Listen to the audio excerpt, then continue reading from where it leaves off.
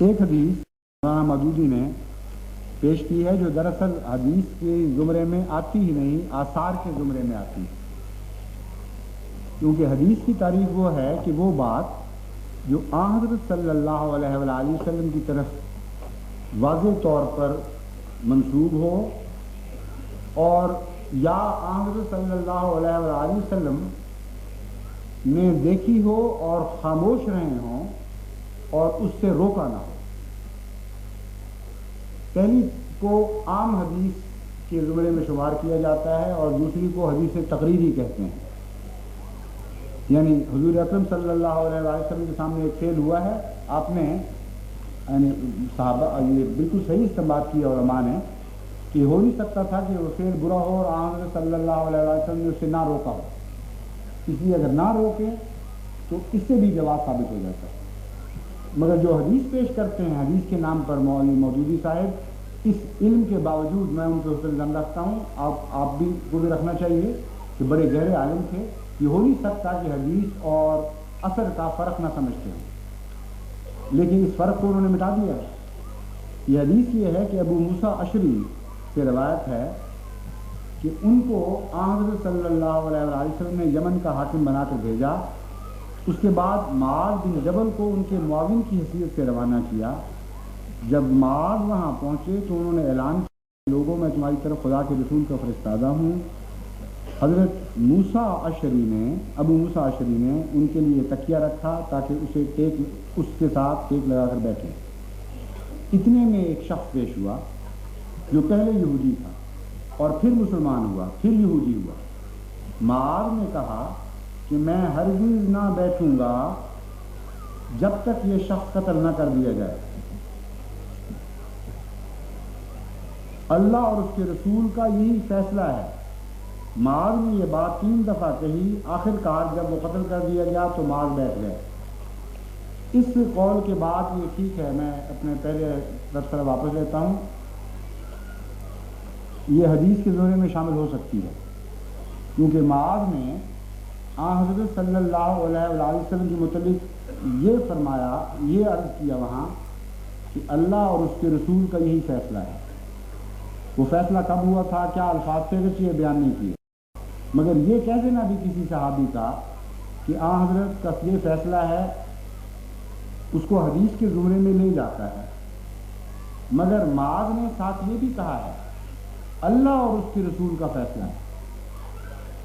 اور اللہ کے کسی فیصلے کا کوئی ذکر قرآن کریم میں موجود نہیں،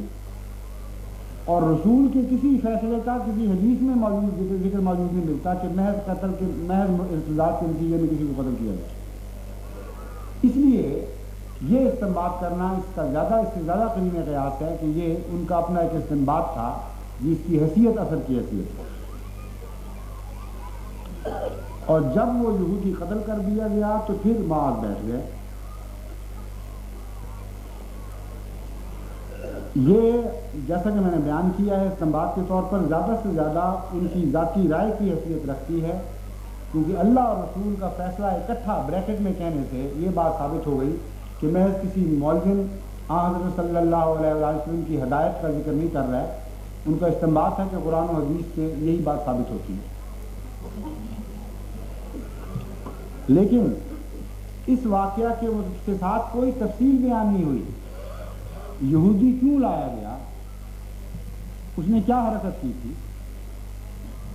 ہر بات مبہم ہے، اور ہر قسم کے امکانات بھی روشن ہیں اور احتمالات بھی روشن ہیں، واضح ہیں۔ ان باتوں کے اس بات کا امکان موجود ہے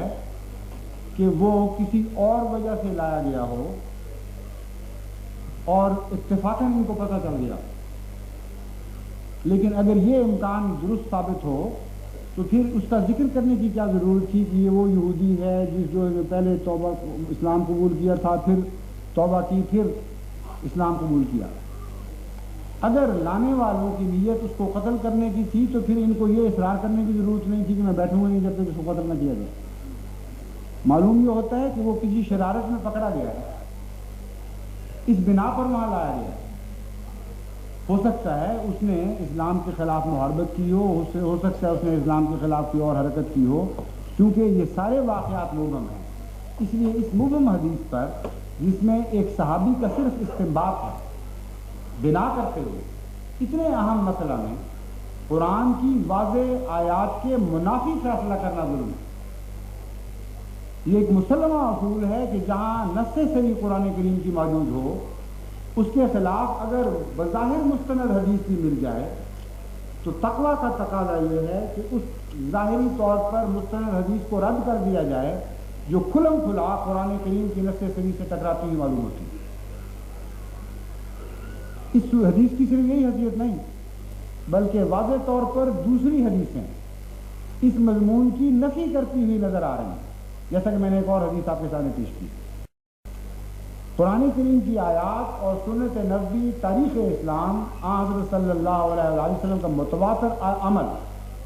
ایک مرتد کی موت تک مسلسل یہ عمل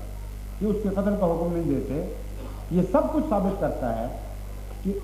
اتنے واضح دلائل کے مقابل پر اس قسم کے کمزور استدلال کی کوئی بھی حیثیت نہیں، اور اتنے بڑے اہم عقیدہ کی اس پر بنیاد نہیں ڈالی جا سکتی۔ پھر یہ بھی ذکر نہیں